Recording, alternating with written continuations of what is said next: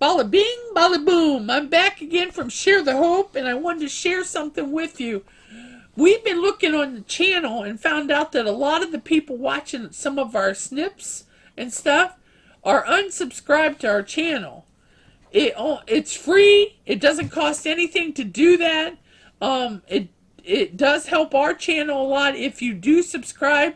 By subscribing, all you have to do is hit subscribe and the bell, and it subscribes you to the channel. Doesn't mean that it costs you a thing. It helps us out in the long run. So do me a favor, subscribe for this channel. Now, in this session, I kind of need to use my glasses because for some reason, as you get older, you develop the fact that you can't see quite as well. So I'm going to read with my glasses so I don't skip anything. What I'm about to tell you is something that I needed to talk about.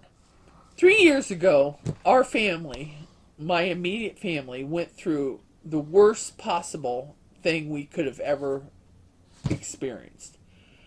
It's been a long time, and for a long time I couldn't talk about it. And technically, today I'm going to give you a little bit of that and then tell you a little bit about my rock journey that I had. It's been a tough going on, and I want to share with that. My dear family has been real supportive of me. Technically, my 3 children live with me. They moved in, and they tried to help me with the grieving process because on December 30th, 2021, I lost my husband to COVID. He got the African variant of COVID during Christmas. Um, it's kind of sad because it hit not just him, it also hit myself had COVID, and 2 of our children had COVID. So 4 out of 5 of us had COVID. My oldest daughter, for some reason, was lucky enough. She tested twice and was negative.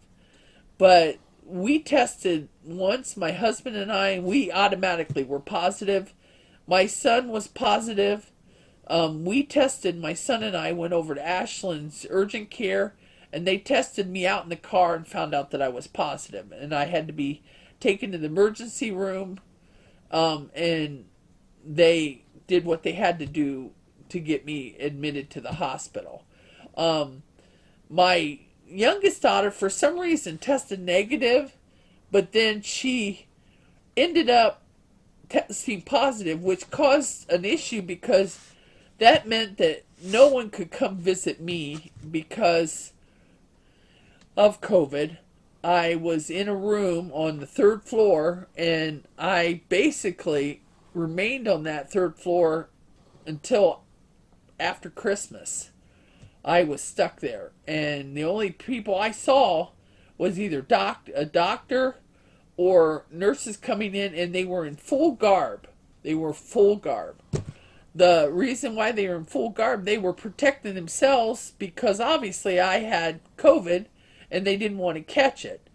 Now, luckily, my son, who couldn't come into the hospital because of his COVID condition, kept me going while I was in that hospital by calling me, talking to me. We prayed. We talked about memories, things that help keep my mind going because, to be honest, my whole family, I couldn't see. My oldest daughter stayed with my husband because she was negative, and she was the eyes of our whole family because we didn't know what was going on while my husband was there. I can't describe what my husband went through because I really don't know other than what my daughter told me. He went through so many things with COVID. He was eventually put on a ventilator, and the ventilator was supposed to help him be able to breathe better. And he told his oldest daughter, I have to get on this machine in order to get better and get well and come home. He really believed this machine was going to help him come home. And the sad part is he struggled because at the end, he had 105.6 fever. He had so many things going down, like his organs were shutting down, his kidneys, due to the fact that they gave him so much Lasix, which is a water pill. It caused his kidneys to fail because his kidneys they were overworking. Um, the doctor got on the phone, and then when the doctor did get on the phone, he said we had to make a decision as a family what we were going to do, because he had stayed on the machines for 12 days and they saw no improvement. My daughter did see, he grabbed her hand, he smiled at her. At first he was talking to her, and then at the end he didn't talk to her. My son and my second daughter, they sang to him, they read scripture, they read Harry Potter books. Just be aware we were out in the car all during this whole time. Yeah, and they were trying to getting stimulated to be able to wake up on his own, but they couldn't. You know, they eventually put a feeding tube down his nose to help him, down his mouth. And then eventually, at the end, they had to pull those. They made the choice. We had to make the choice as a family. Do we want him to suffer anymore or not to? And we chose to pull life supports off. And when we did pull them off... Just be aware, guys. My mom was actually, she was released from the hospital. She was home during this whole ordeal when the doctor called and made the decision. They called and Mom made the final decision. She was home the whole time after that. Yeah, they wanted my kids to come in to see my husband before he passed. So my son and my youngest daughter made a trip into the hospital to see him, and I knew I couldn't with my legs because of issues I was having just coming out of the hospital, you know, and I was trying to recover from COVID. But I called his brother to come in to say his last goodbyes to him, and he went in and said what he had to say, and then the nurses, we decided to keep my daughter, my oldest daughter, there only because she had been there for 12 days. So she stayed there, and when they pulled the machine, it basically, she estimated probably less than 5 minutes he was gone. He had passed and gone to heaven. It's been such a long journey, but I wanted to share that because that kind of opens my whole rock journey ideas. My son is an avid drawer. He loves to draw. He kept me busy by buying me wooden plaques, wooden animals. I painted them. He purchased, him and the girls purchased rocks for me.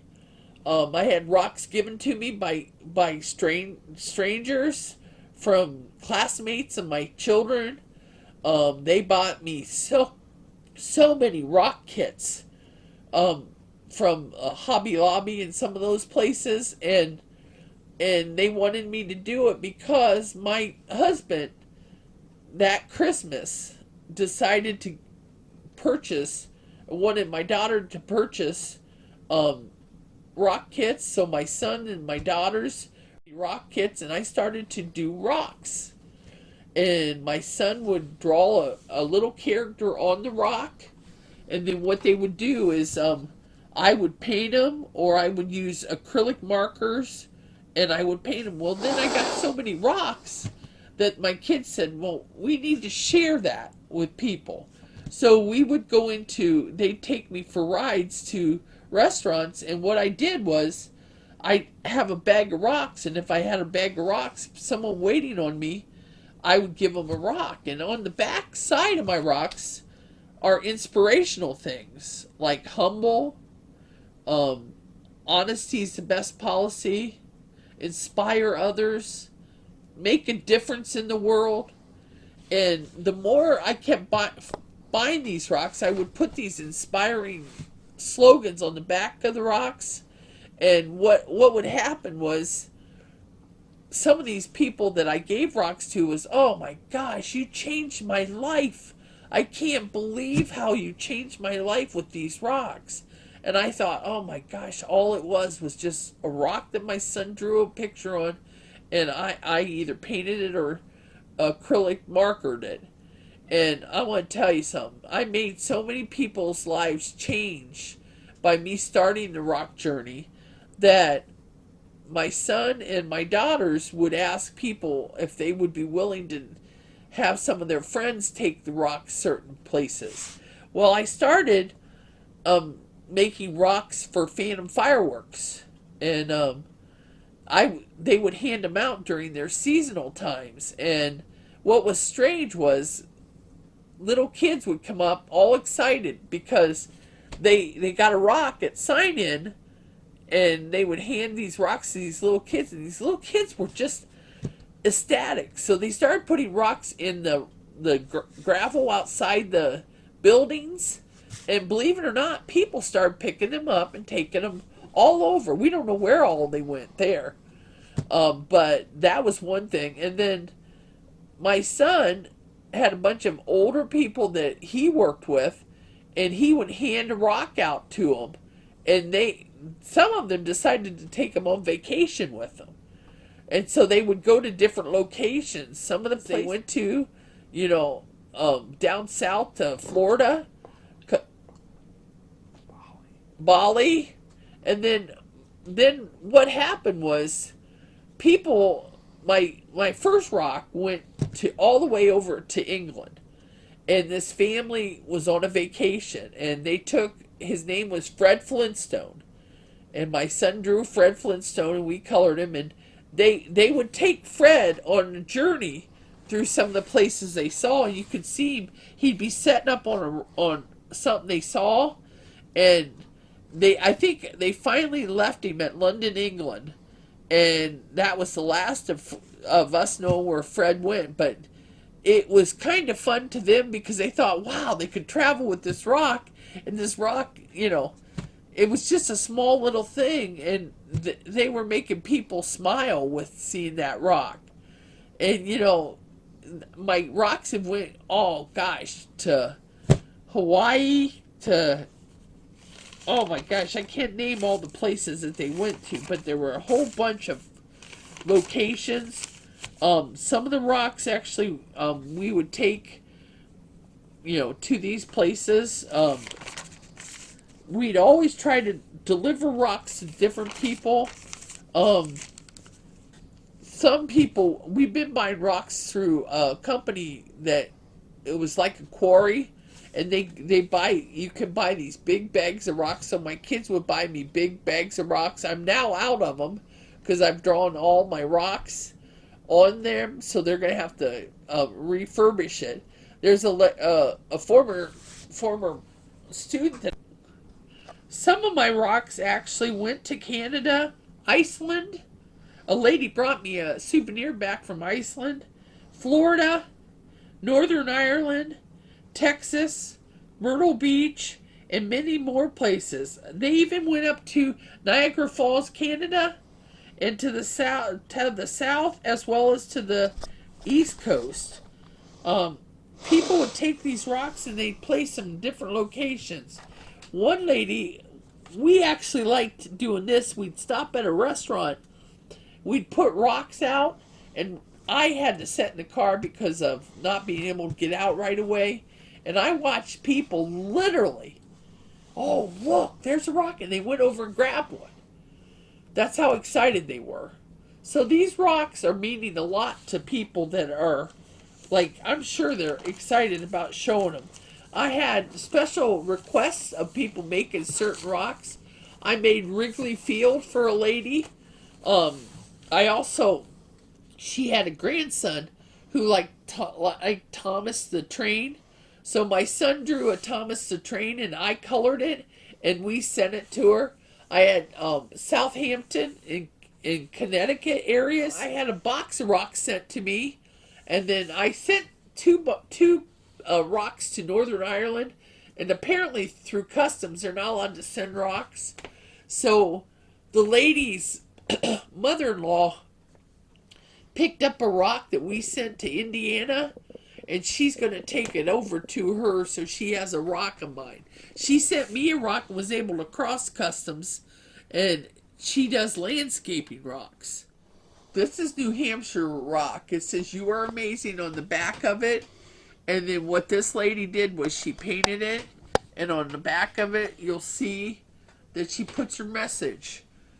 And it says everything will be all right. It kind of gives you a uplift.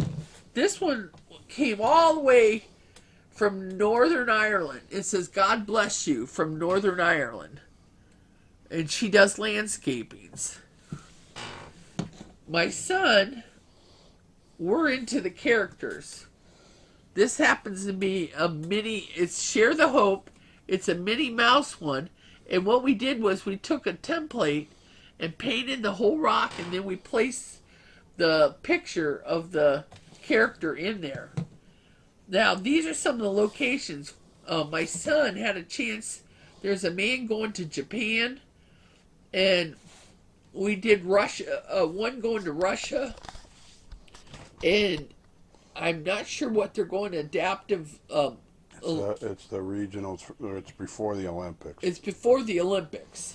Well, we did a couple of these, and these are late locations. This happens to be Origin, China. Share the Hope.